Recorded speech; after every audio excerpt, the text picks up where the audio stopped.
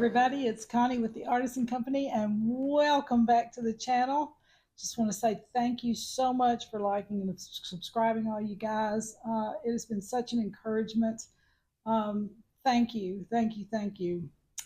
So I'm sitting in my living room finishing my coffee, and I've got ideas just rolling in my head for a piece of jewelry or two or three. So let's go to the studio and get started. Alrighty, people, this is today's project. I'm so excited about these stones right here. I actually found these stones at an auction. I'm so stoked about it, and at first didn't think I was going to be able to get them. They were a bit pricey, but so worth it. But this is turquoise, and the smallest beads up here are probably about a 10 millimeter, maybe. I'll stick him on there. Yep, about 10 millimeter for the smaller ones in this particular strand. And then the larger ones down here are actually about a 20 millimeter in size. So they're not small chunks of turquoise. They're fairly large, and every stone is stunning. So I thought, okay, I love this. I've been looking at this now for a few months, just waiting for the idea to come. And I decided to mix it with this beautiful natural colored melon heishi bead. Look at these. I got these on Etsy. It's a natural melon heishi bead, MELON. And are these not stunning? Oh my goodness, this color is just beautiful.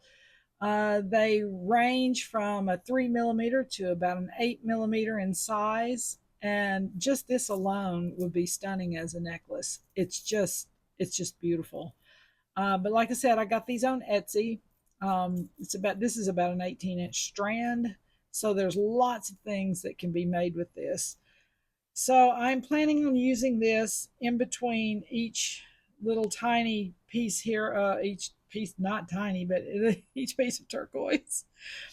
And then I have these are also turquoise in a similar color, and they're about a 7 millimeter round. I might use these, I may not, I just don't know. And then I've got these as well, and they're a melon bead, a silver tone melon bead, very common in native jewelry. These are about a 20 millimeter long, maybe 4 or 5 across, but beautiful, beautiful beads. So I might use some of those. I don't know. I had a couple of these old style, what they call Navajo beads. I had these old style, but you can use any beads you want. I may use them, I may not. I haven't decided on the clasp, so I'll decide on that when we get there, because you got to have one. So I'm going to bead this on a heavy gauge wire.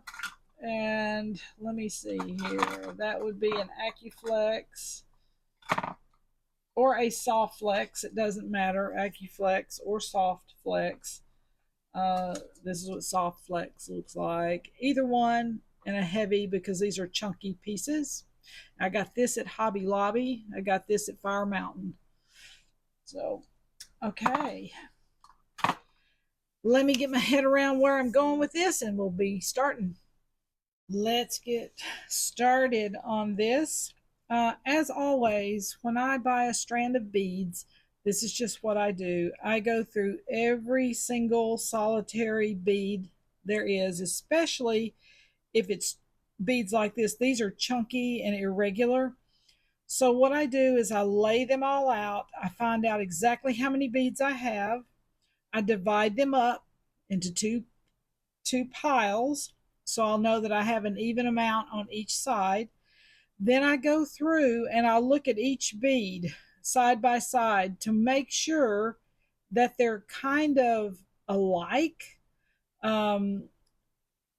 mainly size wise, but you just kind of want to make sure they're kind of alike, because you don't want to get it strung and then all of a sudden you have a section of it that's this bead's really large and it's standing out and you can see it, and it should have been down here instead of up here, or vice versa. This one's too small down here, it should have been chunkier. And so anyway, it just keeps you from having to go back and restring and redecide, unless you are wanting to do that on purpose. And that is a style, it is a design style. I have done some things like that, but it looks like it's supposed to be there and not an accident. And that's the whole point I'm trying to get at. So I went through and I kind of sorted them out.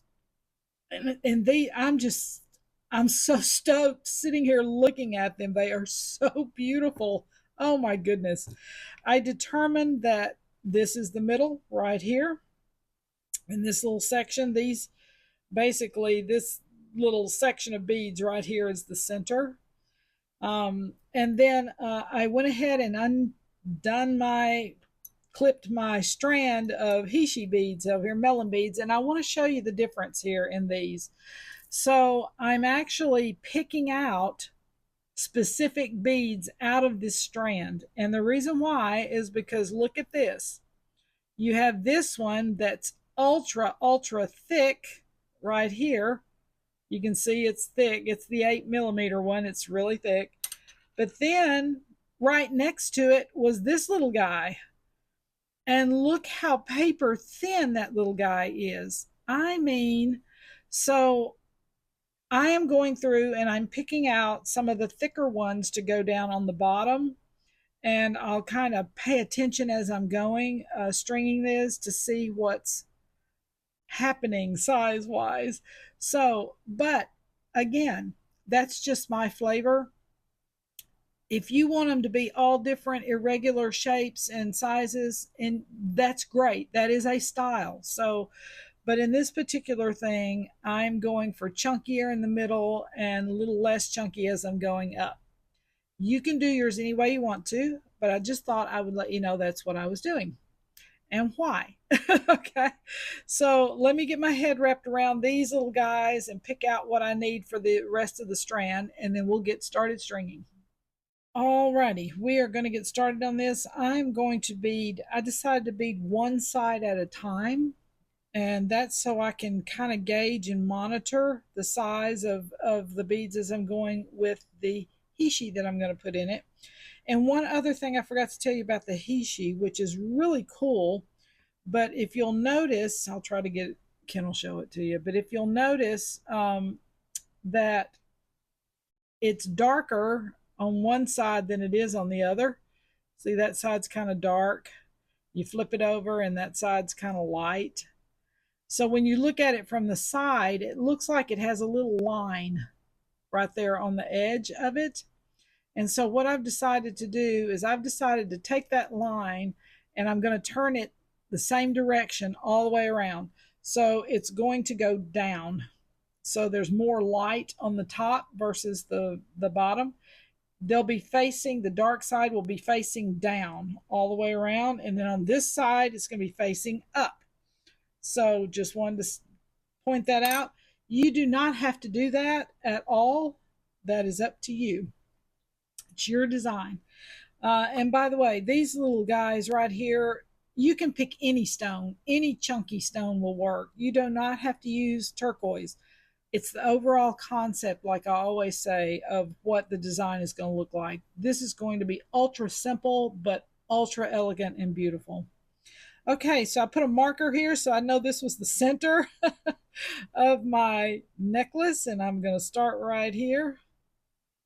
We'll put this guy on. And they do have shapes to them, so you have to kind of watch the shapes too. Let me get over here a little closer. I do things so unorthodox sometimes. It's just all right. Okay, so we're gonna put this little guy on. He's kind of flat.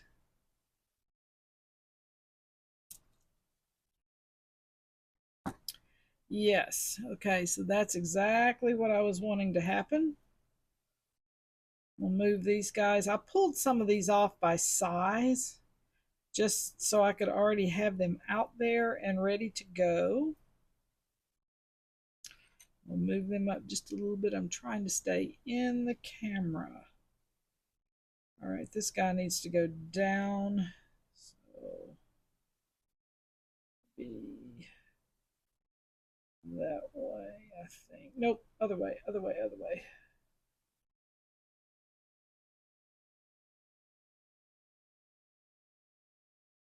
There we go. I'm going to bead a few of these just so you can see them. Let me take this one off. I'm going to look at this one really good right here.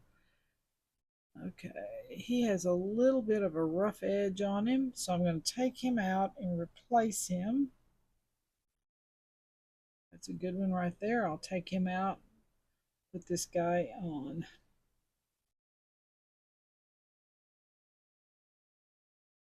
Okay, I'm trying to make sure I'm in the camera there. And this is simple. There is nothing difficult about this at all, this necklace at all. It's just simple, easy peasy.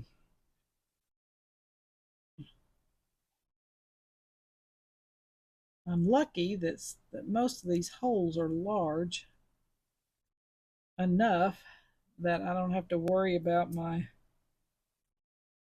beading wire being too thick, so to speak. And you know, sometimes you can get started on a design and you go, oh my goodness, I should have done this. All right, let me see here. And you have to look at these little guys pretty good to make sure you're not putting one in there that's chipped or whatever. Because the shells, you know, shells are like that. That's just the nature of shells. They are going to chip and things like that. Just what they do.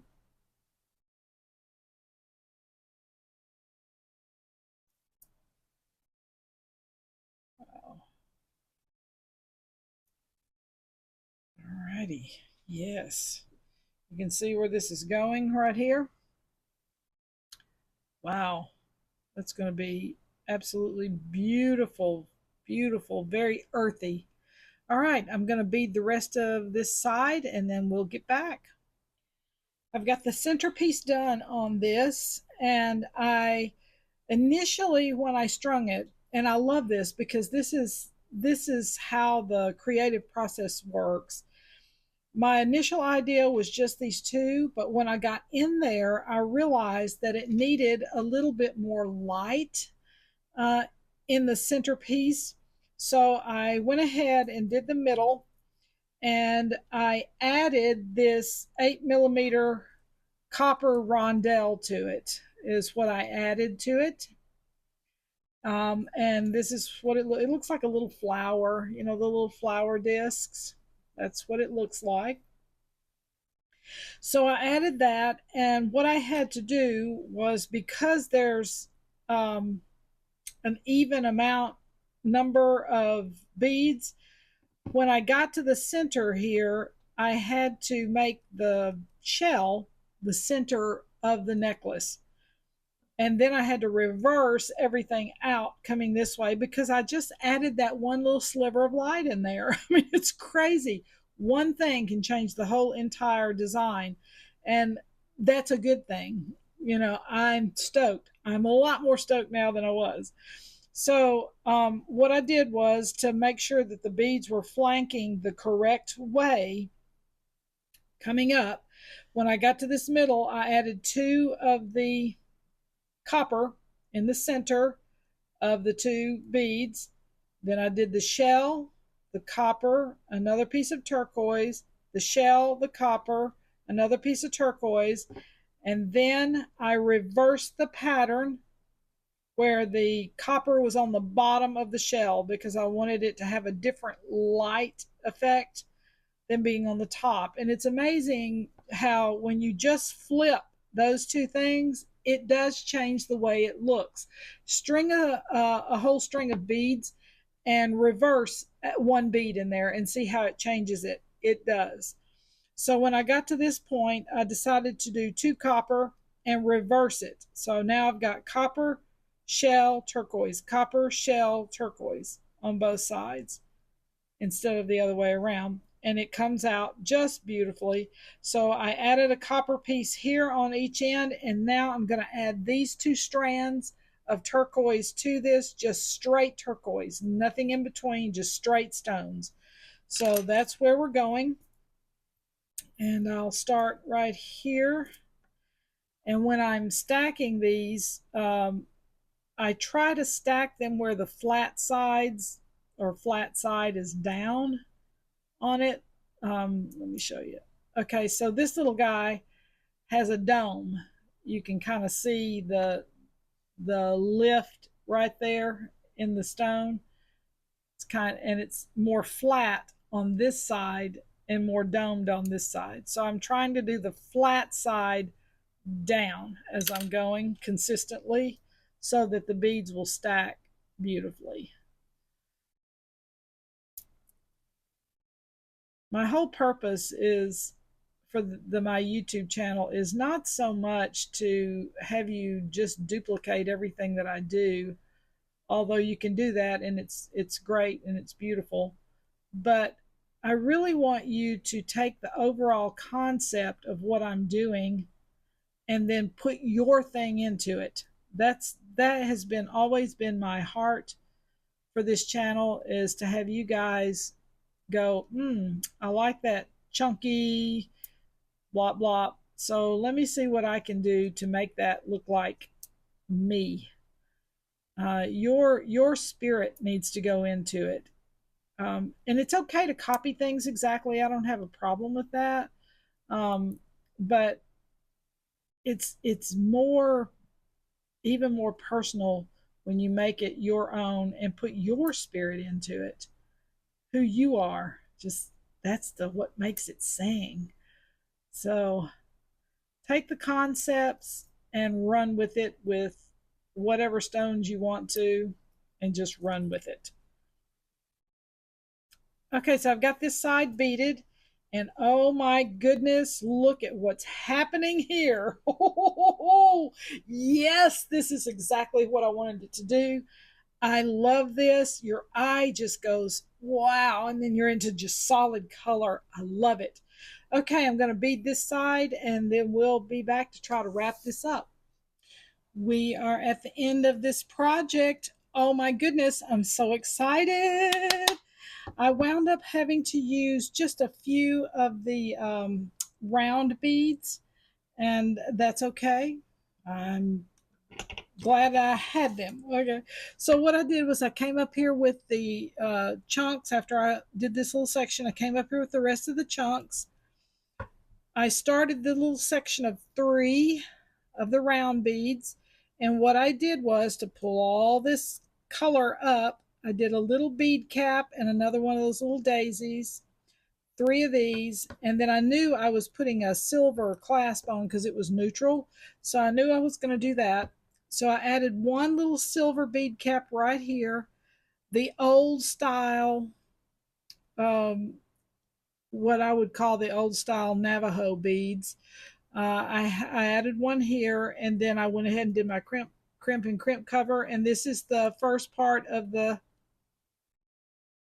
clasp. I haven't had lunch yet. My brain's quit working. But I'm using a one of these hook and eye clasps because I felt like it needed to be plain, but it also needed to carry the weight, not physically the weight, but that too, but the weight of the look of the necklace. So I knew I needed something bigger. So I went ahead and put on one side for time's sake, and I shook my beads. And when you're working with the little chunky beads like this that are irregular shapes, because they turn, and every time they turn, it makes the tension different within the necklace. So I kind of shook it a little bit like I always do and let the beads fall where they may. I made a curve so that I'd know that it had enough tension in it and it's not too tight. So final thing here, putting this other half on. So I'll put my crimp on, my other half of my clasp. The beading wire goes back through the crimp. And this is a heavy beading wire, so it's going to take a little more effort to pull it through, like so, because you want your clasp to be down next to the finishing bead there. But remember, you want to make sure that it breathes. Got to give it a little room to breathe. Kind of like people. People need a little room to breathe sometimes. Can't be up in everybody's Cheerios all the time. So anyway, okay, so we've got this there. And it's all nice where it can breathe. You get my eyes down here. If it's a tube crimp like what I'm using, you're going to flatten it or make a little indentation in the middle. Do it one more time. This is a pretty sturdy crimp, and then you fold it. If you don't fold it, it will come out. And again, that's why your crimping tool, let me see if I can turn this around. Your crimping tool has all these little grooves in it like this. Okay, the back groove right here is what's going to make the little indentation in your crimp, the back tube. Once you make that little indentation, I call it flatten it, then you're going to use the front part of the tool to fold it in half. So you got a two-part thing going on here with this. The back part of the tool, this back part right here, is what will make the little indentation, crease in it. The front part of the tool is what will fold that crease. That was for somebody, I don't know, okay? Then I'm going to run just on this top bead right here. I'm just going to run this back through because the beading wire is very, very thick and it does not want to go through any other beads. So I'm just going to do the top one here, which will be just enough. Here, pull it through, turn it there so it'll pull through a little easier.